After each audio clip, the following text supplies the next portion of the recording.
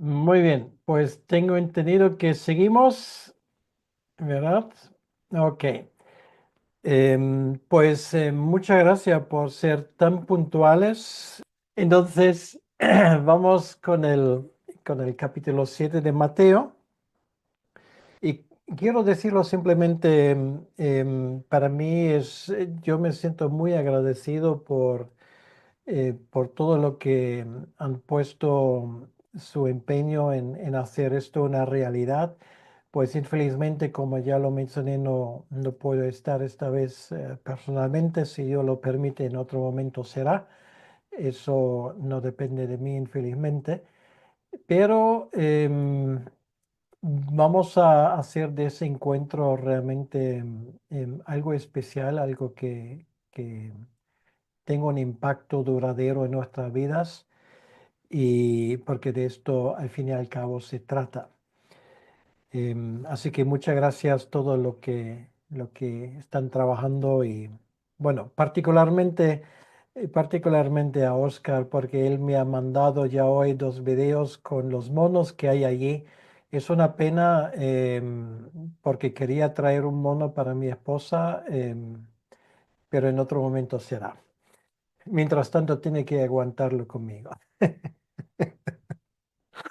Ok, vamos a seguir con el capítulo 7. Y ese capítulo 7 em, nos habla del tema del discernimiento. Es un tema fundamental por las cosas que estamos hablando.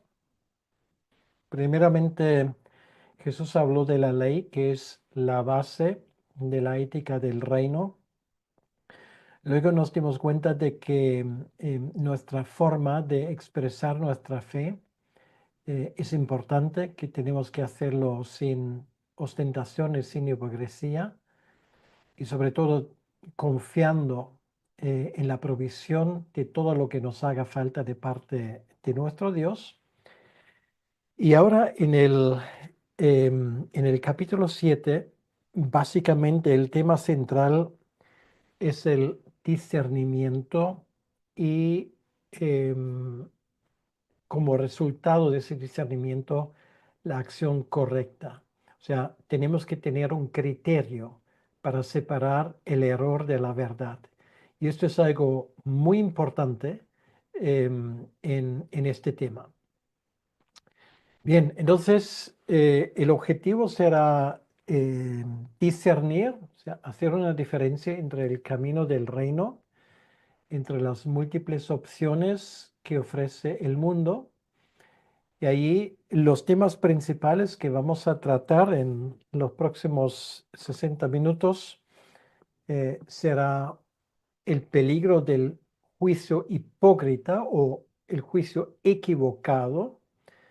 O sea, no hay que equivocarse cuando estamos intentando hacer una evaluación de las cosas.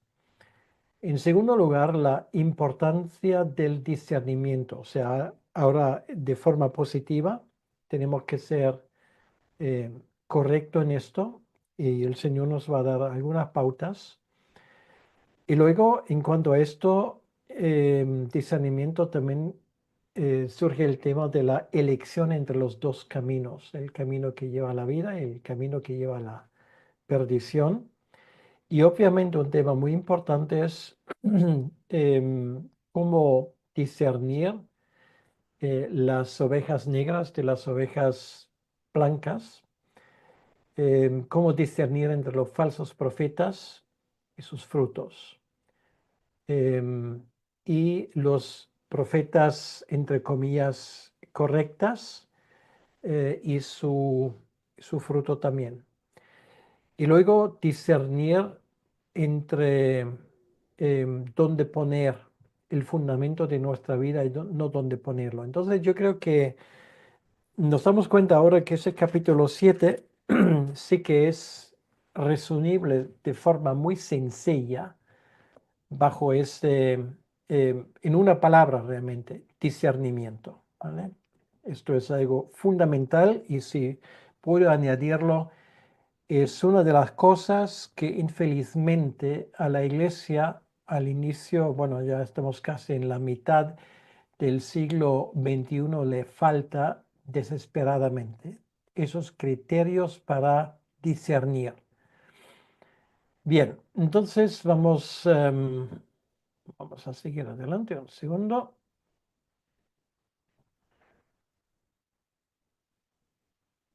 Ahora sí. Una vez más nos metemos en el contexto bíblico. Israel en aquel entonces era un pueblo dividido por falsos líderes, falsos maestros que tergiversaban la ley para su propio beneficio. Esto ha hecho mucho daño a esa generación a la cual Jesucristo se dirigió en su ministerio de 3 años y medio. Entonces, ese capítulo 7 se sitúa en un contexto de divisiones religiosas donde diferentes interpretaciones de la ley competían por la autoridad. Había escuelas más conservadoras, otras escuelas más liberales, pero lo que ambos tenían en común es que estaban a años de luz de una interpretación correcta de lo que nosotros consideramos el Antiguo Testamento. Entonces, eso por un lado. Por otro lado, aquí tenemos a Jesucristo como juez y rey del reino venidero, quien establece los criterios definitivos de juicio. Y esto va a ser muy importante para nosotros. Em, y al final del Sermón del Monte, cuando terminemos con el capítulo 7, Jesús habla con autoridad soberana. Mejor dicho, él habla en los 3 capítulos, pero al final la gente nota que él habla con autoridad soberana, no como los escribas. Y esto, una vez más, es una señal de su identidad mesiánica. Bien, entonces, su llamado al discernimiento se refleja en su papel, en su rol como la puerta misma, por lo cual todos deben de entrar para la salvación. Y un tema muy importante es el tema de los profetas, de la profecía equivocada, obviamente que también lo había en los tiempos de Jesucristo.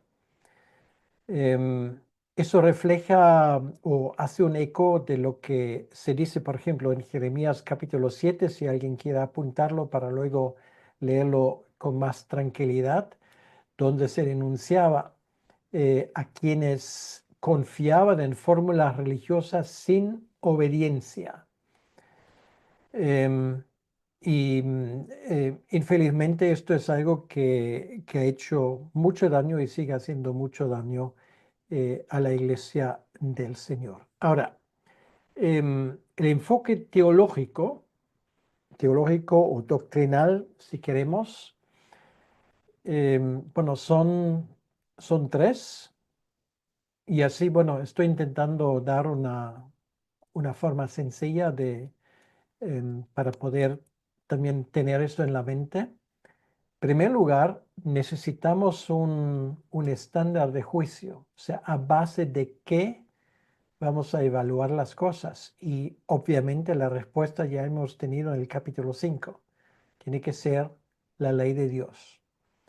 En segundo lugar, no es suficiente obedecer, no es suficiente saber la verdad, también hay que hacer la verdad. Quiere decir, estamos hablando de obediencia activa y no solamente una profesión de fe. En ese contexto, luego vamos a escuchar una de las palabras más escalofriantes de toda la escritura. Y luego todo esto termina con esa idea que es muy importante del camino estrecho y del camino ancho. Es la ley que define el camino estrecho. Por lo tanto, son los 3 temas fundamentales que vamos a tener en este capítulo 7. Y ahora empezamos con el primer tema, que es el tema del juicio justo. Sigue el Señor así en su palabra, no juzguéis para que no seáis juzgados, porque con el juicio con que juzgáis seréis juzgados, y con la medida con que medís os será medido. Entonces, bueno, vamos a seguir al texto poco a poco. Entonces, en este momento leo estos primeros dos versículos. Em, estos versículos para más que un creyente han sido un poco, bueno, les han dejado con cierta perplejidad, porque yo he escuchado muchas veces, bueno, no hay que juzgar. Un momento, hay que juzgar, pero hay que juzgar correctamente. Lo que Jesús aquí prohíbe es tener un criterio equivocado, porque juzgar no significa condenar. Ninguno de nosotros tiene la capacidad de condenar a nadie, pero sí que tenemos que hacer un juicio, pero tenemos que hacerlo a base de unos criterios que funcionan. Por lo tanto, Jesús advierte aquí contra el juicio hipócrita que condena a otros mientras ignoramos nuestros propios pecados. Esto es el problema, ¿vale? El problema no es que no se debe de aplicar un criterio. El problema es que aplicar el criterio a otros, pero no a nosotros mismos. De esto estamos hablando. Em, Luego dice, y porque miras la paja que está en el ojo de tu hermano y no echas de ver la viga que está en tu propio ojo. ¿Y cómo dirás a tu hermano, déjame sacar la paja de tu ojo y aquí la viga en el ojo tuyo? Bueno, esto obviamente de parte de nuestro Señor, Él usa aquí una exageración para que su audiencia lo entienda y nosotros también. Claro, de lo que Él habla es una cosa absurda, es que uno no puede tener eh, un trozo de madera tan grande en el ojo, porque eso parece imposible. Y sin embargo, Jesús lo está usando precisamente para recordarnos de antes de corregir a otros, que es legítimo, ¿vale? Que es legítimo. O sea, Jesús no dice que no hay que hacerlo, pero antes de corregir a otros, debemos de examinar y corregir nuestros propios pecados, lo cual quiere decir, em, antes de criticar la casa de los demás, tenemos que hacer limpieza en nuestra propia casa. Ahí está el problema. O sea, no podemos, como se suele decir, levantar el dedo para avisar a otros si en nuestra propia vida las cosas no están en orden. Esto va en contra de cualquier lógica y va en contra, obviamente, de la palabra de Dios. O sea, si estamos criticando, si estamos corrigiendo, lo cual es legítimo si se hace con buen criterio, tenemos que tomar medidas para que nuestras propias vidas em, se mantienen en pie si aplicamos el mismo criterio a nosotros que a los demás. Y para hacer esto, sí, ya que estamos haciendo corrección y cuando estamos intentando corregir a otros, repito, lo cual es legítimo, hay que hacerlo con humildad. El versículo 5 dice, hipócrita, saca primero la viga de tu propio ojo y entonces verás bien para sacar la paja del ojo de tu hermano. Jesús no prohíbe hacer esto, pero dice, bueno, primeramente, cuida de tu propia vida. Y tienes que aplicar la disciplina con amor y no desde la superioridad moral. Esto es el problema que, bueno, que lo vemos todos los días en el mundo.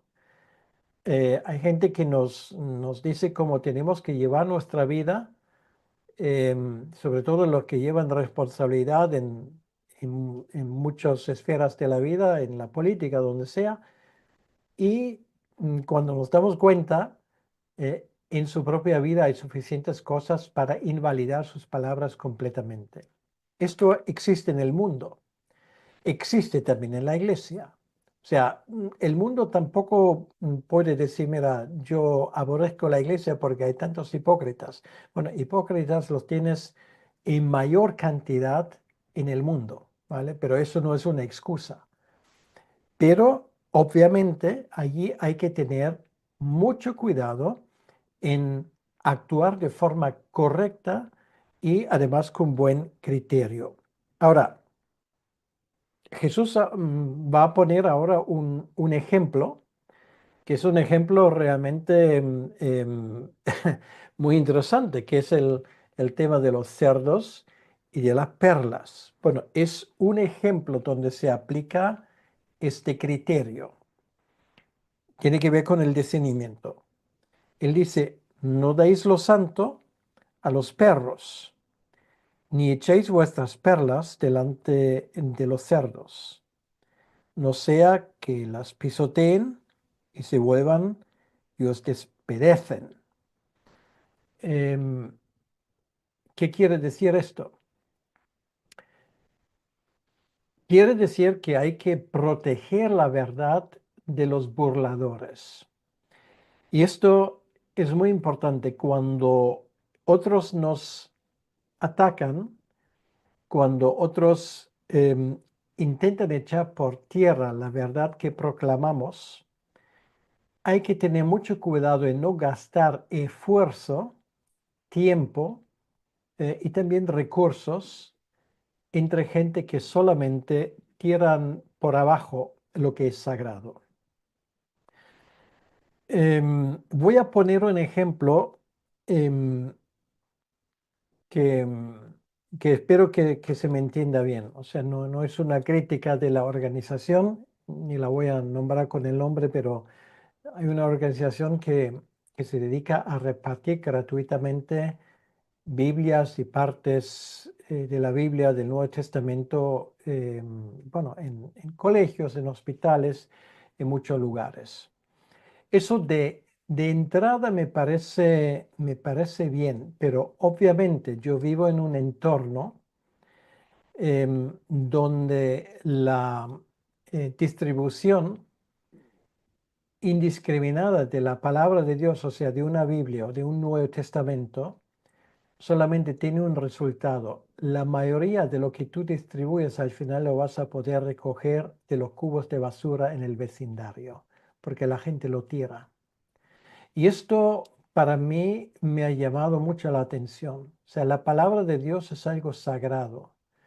Y esto, si alguien se burla, si alguien solamente lo tira para abajo, realmente la cuestión es una buena idea de gastar recursos, de gastar tiempo, de gastar esfuerzo y dinero entre personas que de entrada, sin tomar la más mínima em, em, acción, digamos, de entendimiento, si esto vale la pena.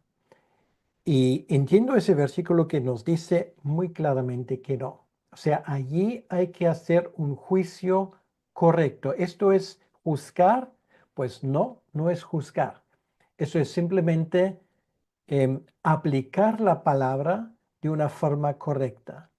¿Quiere decir yo estoy condenando a gente porque se burlan de la palabra de Dios? No, lo único que yo hago es que no voy a malgastar recursos con personas burladores, mientras que hay otros que lo reciben con mucho agrado. O sea, hay que ser sensato y hay que tener, en España por lo menos se dice dos dedos de frente y además hay que tener el criterio del Espíritu Santo. Y esto nos enseña de que los recursos también em, son escasos que están a nuestra disposición y hay que usarlo con sabiduría. Nosotros condenamos así personas, ¿no? Porque no estamos en condiciones de condenar a nadie. Dios en su soberanía siempre puede rescatar. Pero lo que hacemos de entrada es actuamos con buen criterio. Vamos a entrar por puertas que están abiertas, no por puertas que se nos cierran las narices. Vamos a ir por el camino donde hay gente que nos quiere escuchar y no malgastar nuestro tiempo con gente que solamente se burlan. Esto es muy importante y esto forma parte de hacer distinción, de tener discernimiento. Por lo tanto, es muy importante que como cristianos individuales, como iglesias, como organizaciones paraeclesiales, tengamos sabiduría con quién vamos a compartir el Evangelio y qué vamos a hacer con las personas que tajantemente no solamente rechazan ese Evangelio, sino encima se están burlando de eso, porque es demasiado valioso para algo así. Por lo tanto, esto, em, en tercer lugar, hay que verlo en el contexto, eso ya lo hemos visto anteriormente. Hay grupos como los fariseos que por su arrogancia y por su legalismo, en más que una ocasión, rechazaban el mensaje. Por otro lado, tenemos una sociedad judía en los tiempos de Jesucristo que es confundido por muchos falsos mesías y profetas que han surgido. Y lo que hace Jesucristo es que Él busca el equilibrio entre la gracia y la verdad. Y la gracia quiere decir que el Evangelio es para todo el mundo, pero la verdad es que no todo el mundo está dispuesto y está listo para recibirlo. Por lo tanto, nosotros tenemos que ser inteligentes a la hora de llevarlo a cabo. Bueno, como aplicación práctica podríamos decir, resumiendo estos primeros 6 versículos, si llegamos a punto de tener que corregir a otros, que forma parte de nuestra tarea como hermanos, si yo veo que alguien anda mal, pues entonces debo de ofrecer mi ayuda. Corregir con amor, no con aires de superioridad. En segundo lugar, para hacer esto necesito discernimiento. Quiere decir discernimiento a la hora de corregir y discernimiento también a la hora de saber con quién voy a compartir la fe y con quién no. Y en tercer lugar, tenemos que tener también cuidado como iglesia para evitar un juicio prematuro. Muchas veces antes de recaudar la información necesaria debemos tener mucho cuidado en no emitir juicios. Bueno, esto en estos primeros 6 versículos creo que son cosas muy importantes que hay que tomar en cuenta. Ahora, en ese contexto podemos preguntarnos y cómo podemos saber en qué sentido podemos estar seguros que esto se hace correctamente. Para eso nos hace falta pedirle a Dios. Jesús nos enseña aquí algo sobre la naturaleza de la oración y la bondad de Dios. Quiere decir, aquí hay algo que sí que tenemos que orar. Hay muchas cosas por las cuales no es necesario orar, pero en este caso sí que nos es muy necesario orar. Versículo 7 dice, pedid y se os dará, buscad y hallaréis, llamad y se os abrirá. Porque todo aquel que pide recibe, y el que busca halla, y al que llama se le abrirá. Bueno, esto es un cheque en blanco para pedirle hacer lo que nos da la gana. Por favor, vamos a entenderlo otra vez en su contexto. ¿Qué es lo que dice Santiago? Si a alguien le falta sabiduría, que se lo pide a Dios. ¿Y qué dice? No tenéis porque no estáis pidiendo. De eso estamos hablando, no de que a mí me gustaría tener un carro más grande, a mí me gustaría tener otra casa distinta, a mí me gustaría tener el doble del salario. ¿Jesús está hablando de esto? Pues no, de ninguna manera. Está hablando en el contexto del discernimiento y eso tiene que ver con sabiduría. Lo cual quiere decir Jesús nos invita a una constante dependencia de Dios a través de la oración persistente. Y esto tiene que ver con este tema, precisamente. Ahora, si tú me dices, mira, a veces yo no sé a quién creer, yo no sé qué hacer, pídeselo a Dios para que Él te dé sabiduría y discernimiento. Aquí tienes la promesa, versículos 7 y 8, ¿vale? Esto es una oración que tiene promesa de cumplimiento. Pídeselo a Dios, lee su palabra y Él te va a iluminar. Luego el siguiente, el ejemplo más famoso, donde Jesús subraya, digamos, la autenticidad de esa promesa. ¿Qué hombre hay de vosotros que si su hijo le pide pan le dará una piedra? ¿O si le pide un pescado le dará una serpiente? Y por supuesto todo el mundo diría, pues esa persona no existe. Quiere decir que Jesús ahora utiliza el ejemplo de un padre terrenal que no daría una piedra cuando su hijo le pide pan, ni una serpiente cuando le pide un pescado. Es un paralelismo sencillo, bien entendible, muy fácil de recordarlo, un niño lo entiende y esto nos demuestra la naturaleza de la bondad divina. En este concreto contexto, sabiduría, ¿te falta sabiduría? Pues a todos nos falta. ¿Cuándo fue la última vez que has pedido a Dios por sabiduría? Pues esto sí que debería ser una oración diaria. Entonces Jesús saca la conclusión. Pues si vosotros siendo malos sabéis dar buenas dádivas a vuestros hijos, cuánto más vuestro Padre que está en los cielos dará buenas cosas a los que le pidan. Lo cual quiere decir que aquí tenemos una declaración que nos invita a confiar plenamente en el Rey providente del reino. Es no solamente el Rey, sino es además Él que nos facilita todo lo que necesitamos. Es una pregunta, como lo formula Jesús, pero obviamente es una pregunta retórica, lo cual quiere decir, por supuesto, Dios actuará de esta manera y nos hace falta saberlo. Y en ese mismo contexto, tenemos lo que algunos han llamado la regla de oro. Y la regla de oro dice, así que todas las cosas que queráis que los hombres hagan con vosotros, así también haced vosotros con ellos, porque esto es la ley y los profetas.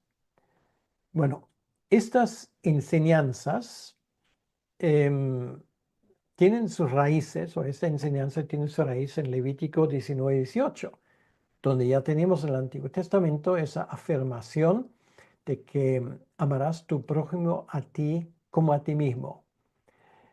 Por cierto, es una de las cosas que yo he escuchado tantas veces que dice, bueno, eh, el Dios del Antiguo Testamento es un Dios severo, vengativo, difícil, que habla del ojo por ojo, el diente por diente, mientras que el Dios del Nuevo Testamento es un Dios que nos dice que hay que amar al prójimo. Bueno, da la casualidad de que eso de amar al prójimo sale también del Antiguo Testamento. Y creo que ustedes ya a esas alturas entienden cómo se compaginan ambas afirmaciones. Lo mencioné en la primera conferencia. Entonces, Jesús afirma que esta regla resume la ley y los profetas, que dice que es un resumen de todo el Antiguo Testamento. Y esto no quiere decir sencillamente de que si a ti no te gustan ciertas cosas, tampoco se lo hagas a los demás. Esto es formulado de forma negativa y esto también lo ha hecho Sócrates, lo han hecho otros filósofos. Lo que es particularmente interesante es que Jesús le da algo positivo, que es decir, no es solamente que tú no les hagas a los demás lo que no te gusta que te hagan a ti, ¿vale? Porque Jesús así no lo formula. Él dice, todas las cosas que queréis que los hombres hagan con vosotros, así también haced vosotros a ellos. ¿Te das cuenta de la diferencia? Ahora, ¿quién hace primero? Pues tú, ¿vale? Porque los demás no van a hacerlo. O sea, tú quieres que a ti te traten bien, pues trata bien a los demás. Tú quieres que los demás te sonríen, pues sé tú el primero que sonríe. Bueno, aquí estamos hablando simplemente a nivel puramente humano, pero es la idea, el cristiano se puede permitir el lujo de ser el primero, de aplanar el camino, de abrir puertas con su forma de ser, porque el mundo así no funciona, pero el reino de Dios sí. Entonces, a diferencia de formulaciones negativas en otras tradiciones filosóficas, religiosas, Jesús presenta una versión positiva que exige iniciativa. Los seguidores del reino deben anticiparse a las necesidades de otros, sirviendo activamente como Jesús mismo modeló a lavar los pies de sus discípulos. Bueno, es un modelo, ¿vale? No hay que hacerlo literalmente, es un servicio. O sea, la pregunta debería ser, ¿cómo puedo yo hacer la vida de mi gente que me rodea más agradable? Y no es hacer la vida más agradable por hacer la vida más agradable. Es simplemente para darles una idea de lo que es la vida con Dios. Dios nos ha regalado tanto. ¿Cómo no vamos a dar esto? Y esto no solamente a los que son de nuestra misma fe, sino a todo el mundo. Esto nos abre puertas, nos abre caminos. Y no hay que olvidarlo, el Sermón del Monte es un manual para empezar a ayudar al reino de Dios para que comience. Bueno, ya han pasado 2000 años, pero en muchos sitios estamos casi como si estuviéramos al inicio. Entonces, esto es un abre puertas, para decirlo así. Y hablando de puertas, esto es lo siguiente que tenemos. Dice el versículo 13, entrad por la puerta estrecha, porque ancha es la puerta y espacioso el camino que lleva a la perdición, y muchos son los que entran por ella, porque estrecha es la puerta y angosto el camino que lleva a la vida, y pocos son los que la hallan. Ahora, no hay que olvidar una cosa, la lectura inmediata era para la gente de los tiempos de Jesucristo, estamos hablando del inicio. Cada vez son más gente, pero al inicio era muy poca gente que andaba por ese camino. Y el tiempo para llamar a los escogidos de entre los judíos se estaba acabando, solamente quedaban pocos años. Y lo que Jesús aquí avisa es que en primer lugar, la puerta ancha es la puerta más cómoda. Hay mucha facilidad. Y lo digo de esa manera, si tú quieres pecar, si tú quieres vivir una vida que es agradable, olvidándote de todos los demás y olvidándote sobre todo de Dios, el diablo te va a pagar las facturas, créemelo. Lo vas a tener fácil. Si tú decides no servir a Dios, si tú decides seguir por tu propio camino, vas a tener todas las facilidades del mundo. Por otro lado, si tú quieres entrar por la puerta estrecha, lo cual significa obediencia, significa servicio, pero finalmente significará vida, lo vas a tener difícil de entrada. vas a tener oposición. La vida cristiana es una vida de contratiempos. De momento estoy predicando sobre 2 de Timoteo y precisamente el domingo que viene vamos a hablar sobre ese tema. Ya hemos hablado el domingo pasado. Son contratiempos. Si alguien te dice que la vida cristiana va a ser un camino por el parque, te está mintiendo. No va a ser así. Al final vas a tener recompensa, pero el camino es un camino difícil. Bien, entonces, en ese camino tenemos un problema. Y ese problema em, son aquellos que por las cosas que pretenden mienten. Lo que la Biblia llama los falsos profetas, falsos maestros, falsos hermanos. Dice el versículo 15, guardaos de los falsos profetas, que vienen a vosotros con vestidos de ovejas, pero por dentro son lobos rapaces. Bueno, aquí tenemos una especie de esto en la foto de la izquierda. Jesús aquí advierte sobre líderes espirituales, bueno, que aparentan ser espirituales, que aparentan piedad, pero que tienen intenciones dañinas, y da igual si son conscientes de ellos o no, da igual. Y él utiliza la metáfora de lobos disfrazándose de ovejas para enfatizar el engaño deliberado. Ahora, ¿cómo puedo hacer la diferencia? Pues la diferencia lo veremos enseguida. Se llama fruto. Por sus frutos los conoceréis. Jesús no dice por sus palabras, porque decir se dice fácilmente. Las palabras se pueden falsificar, se pueden decir de forma hipócrita. Un fruto es un fruto. Por sus frutos lo conoceréis. ¿Acaso se recogen uvas de los espinos o higos de los abrojos?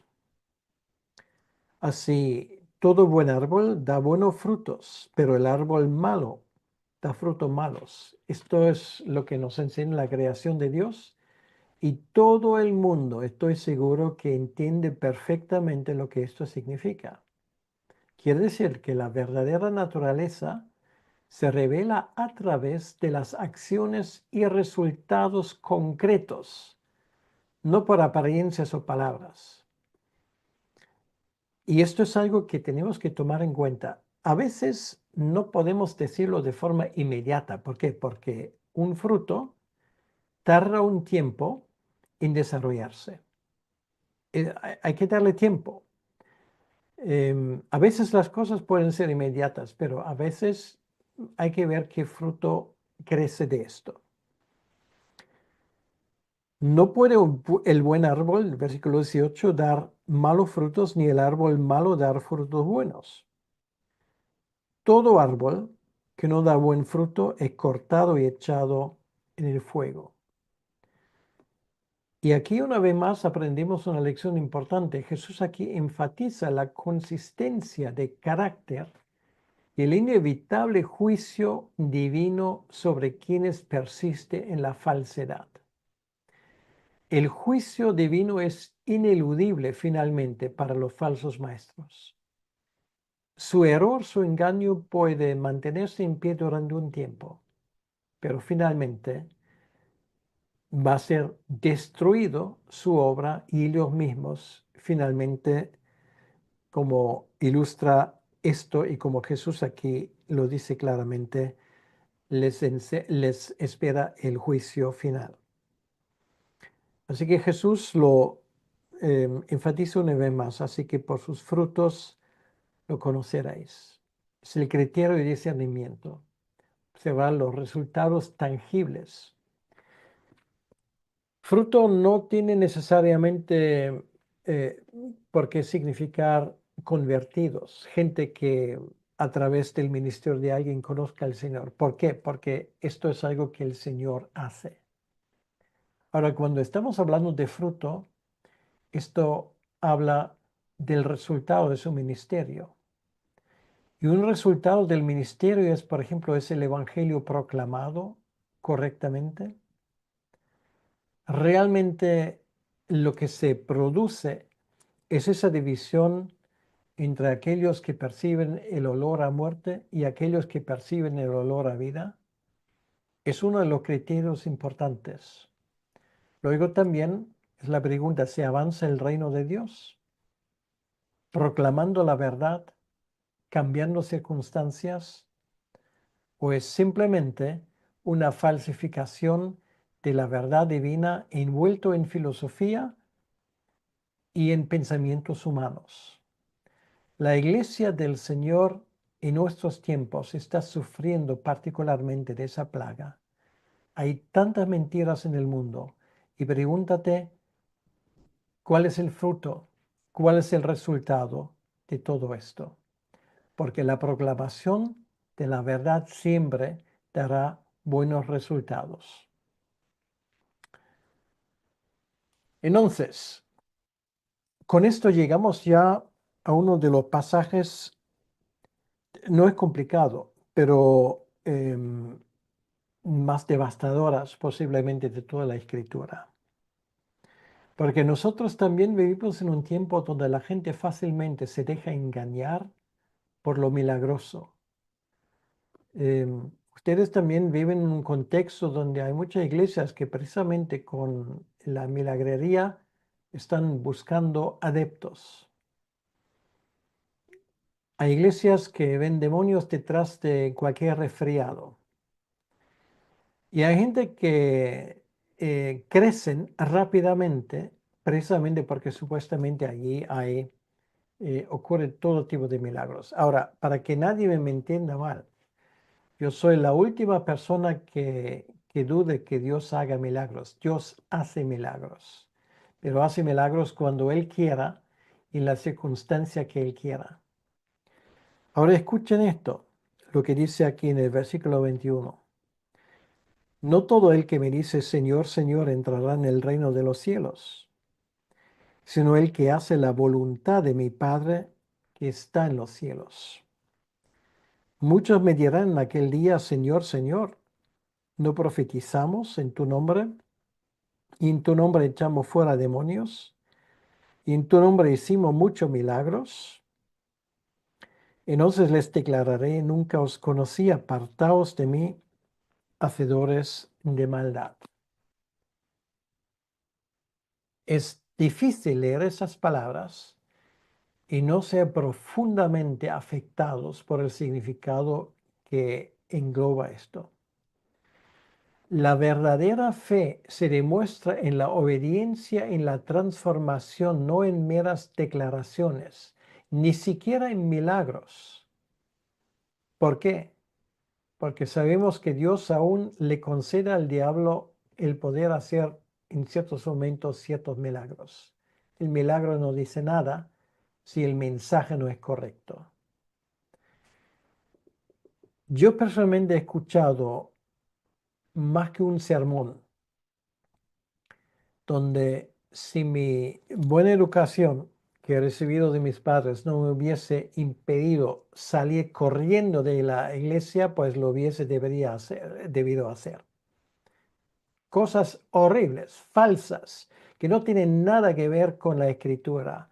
Predicadores que suben a un púlpito para usar la Biblia como guarnición o simplemente para no perder el equilibrio en el púlpito, pero tal vez citan un versículo y luego lo único que cuentan son historias, anécdotas, cosas que una cosa no tiene nada que ver con la otra. Es una plaga, una auténtica plaga que tenemos en la iglesia del Señor en el siglo XXI.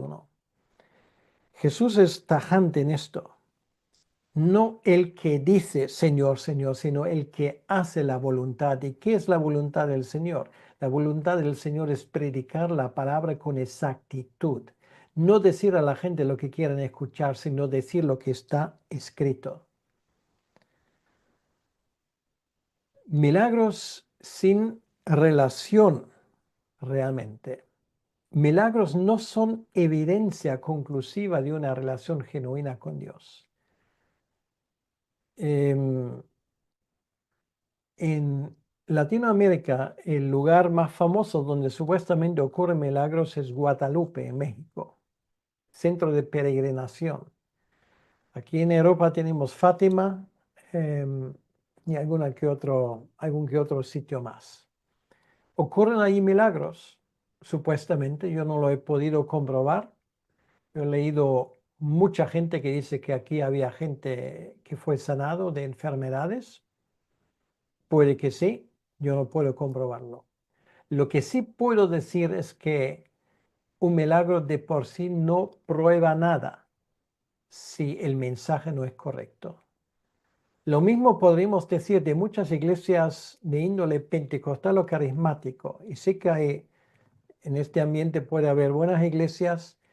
En muchos casos ocurren supuestamente muchos milagros, pero el mensaje que se da es fatal. No tiene nada que ver con lo que está escrito. Muchas veces predicado por pastores que son unos auténticos analfabetos en cuanto a formación bíblica. Y la gente no hace otra cosa que gritar amén y aleluya. Y esto no tiene nada que ver con el evangelio bíblico. Incluso echando fuera demonios, haciendo milagros, no sirve como prueba. Y finalmente el juicio final recae sobre quienes, a pesar de sus aparentes logros religiosos, no vivieron según la voluntad divina. Esto para algunos va a ser un día horrible, cuando se dan cuenta que todo mi ministerio se basaba sobre una mentira, la mentira de la autoexaltación. No digo esto porque me hace mucha gracia, sino porque el texto me obliga a decirlo. Y esa palabra de Jesús, nunca os conocí, apartaos de mí, hacedores de maldad, debería ser aviso suficiente para no fundamentar un ministerio solamente sobre apariencias. Y con esto llegamos ya a la última parte. A la última parte donde Jesús nos da un último ejemplo de diferencia, porque aquí hablando de hacedores de maldad, y es la cuestión del fundamento. Jesús concluye ese sermón del monte con una poderosa parábola que contrasta dos cimientos. O sea, es el cimiento de nuestra vida. La roca sólida y la arena inestable. Y creo que yo no soy un experto en construcción. Jesús, por cierto, sí, es experto en construcción, porque es constructor.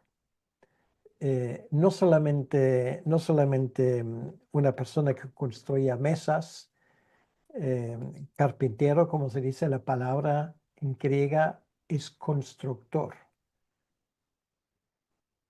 Entonces, él sabe de fundamento y pone esto como aviso final. Cuando dice cualquiera pues que me oye esas palabras y las hace, le compararé a un hombre prudente que edificó su casa sobre una roca. Quiere decir, con esa verdad del Evangelio tú puedes vivir y puedes morir. Y sabes que no tienes que arrepentirte de nada porque le has creído a aquel que es toda sabiduría y todo conocimiento. ¿Qué pasa con una casa que se construye sobre la roca? Descendió la lluvia, vinieron ríos y soplaron vientos y golpearon contra aquella casa y no cayó porque estaba fundada sobre la roca. Cuando compramos nuestra casa en Madrid, pues nosotros, al saber un poco cómo en España se construye, tenemos ciertos recelos a ver si esa casa realmente se construyó bien. Y el constructor nos enseñó una cosa muy interesante. dice, mira, estos pilares, y nos enseñó el sitio, tienen una profundidad de 7 metros y están anclados sobre la roca base que hay debajo. O sea, de su casa puede el agua llevarlo todo, pero la construcción esta no caerá. ¿Por qué? Porque está anclada en la roca base. Bueno, esto a mí me convenció. Bueno, la casa sigue allí, ¿vale? Y esta es la idea de lo que tenemos aquí. La pregunta es, ¿cuál es el fundamento de tu vida? Bueno, aquí estoy hablando a una audiencia bien instruida, entonces no tengo dudas al respecto, pero miren alrededor, pregunten a la gente, sus compañeros de trabajo, sus vecinos, ¿qué fundamento tienen? Pues lo que sigue a continuación. Pero cualquiera que me oye esas palabras y no las hace, le compararé a un hombre insensato que edificó su casa sobre la arena y descendió la lluvia y vinieron ríos y soplaron vientos y dieron con ímpetu contra aquella casa y cayó y fue grande su ruina. Terrible esto. Entonces es un dramático contraste final. Nos demuestra las consecuencias catastróficas de una vida construida sobre principios superficiales. Ayer estuve en la casa de una persona que en Alemania hace años, bueno, precisamente en la época del Tercer Reich, cuando los nacionalsocialistas gobernaron ahí, había mucha gente que fue muy atraído por esa filosofía, porque a muchos les pareció muy sensata. Tenía en mis manos, fue el día de ayer, una hoja con un testimonio de alguien que lo puso por escrito delante del juez que le quería condenar por su pertenencia al Partido Nacional Socialista. Escribió literalmente, señor juez, lo que le pido es clemencia, porque usted me ve como un hombre que ha perdido todo en la vida, no solamente lo material, pero todo el edificio, todo el fundamento sobre el cual yo construí mi vida, ahora ha quedado en pedazos. Yo sé que me he equivocado y sé que todo sobre el cual construí mi vida está perdido. Realmente me conmovió leer esto. ¿Cómo será la vida de una persona que en algún momento se dará cuenta que realmente no aguantaba su vida a las exigencias de la luz de Cristo? Aquí dice, y cayó y fue grande su ruina. Aquí termina. Y termina con esas palabras. Cuando terminó Jesús esas palabras, la gente se admiraba de su doctrina, porque les enseñaba como quien tiene autoridad y no como los escribas. Quiere decir que los escribas no tienen autoridad. Esto es el comentario de Mateo. Son habladores, son gente que echan humo, aire caliente, palabrería, que no sirven para nada. Ese capítulo 7 nos llama a discernir, a hacer discernimiento, a separar lo útil de lo inútil. ¿Se han dado cuenta que todo ese capítulo habla de contrastes? Y aunque algunas cosas seguramente no se aplican a nosotros, porque gracias a Dios, y nunca mejor dicho, hemos encontrado el camino correcto, nos hacen pensar. Y te ruego que ese tiempo que ahora estás en este paraje tan bonito, en Sarapiquí, que yo no lo conozco personalmente, pero he visto algunas fotos y videos, que lo aproveches, que busques al Señor. No es por mí ni por lo que yo dije. Lo único que he intentado hacer es resaltar lo que está escrito y son 3 capítulos largos. Si Dios te ha hablado de alguna manera, aprovecha ese momento para que esto no caiga en saco roto. Hay personas suficientes que están más que dispuestos a escucharte, a orar contigo y donde hace falta ayuda, te lo van a prestar con todas las ganas del mundo. Y esto incluye un servidor. Pero no dejes pasar esa oportunidad. Si Dios te ha hablado, escucha la voz de Dios y deja que esas palabras toquen lo más íntimo de tu corazón, porque de eso se trata realmente. Permíteme que yo cierre ese tiempo en oración y luego tengo entendido que hay un tiempo de preguntas. No sé exactamente cómo va a funcionar, pero vamos a intentarlo, pero vamos a terminar en oración. Señor nuestro Dios, gracias te damos por esto es lo que llaman el Sermón del Monte. Señor, es toda una obra maestra, es posiblemente el discurso más importante jamás dado sobre la faz de la tierra. Es la ley fundamental de tu reino. Son los principios que tú mismo nos has enseñado para sobrellevar la oposición de este mundo. Señor, este manual ha servido a generaciones de cristianos de enfrentarse al mal con las armas que tú nos has dado, que es la oración y la fe, el escuchar a tu palabra. Yo te pido, Señor, que tú bendigas ese grupo tan especial de hermanos y hermanas que han venido de diferentes lugares para escucharte a ti, no a mí. Y te pido, Señor, que tú les bendigas y que de este grupo salgan corrientes de agua vida a un mundo que desesperadamente lo necesita. Señor, nos enfrentamos en nuestro tiempo a un ejército de maldad, de mentiras, de manipulaciones.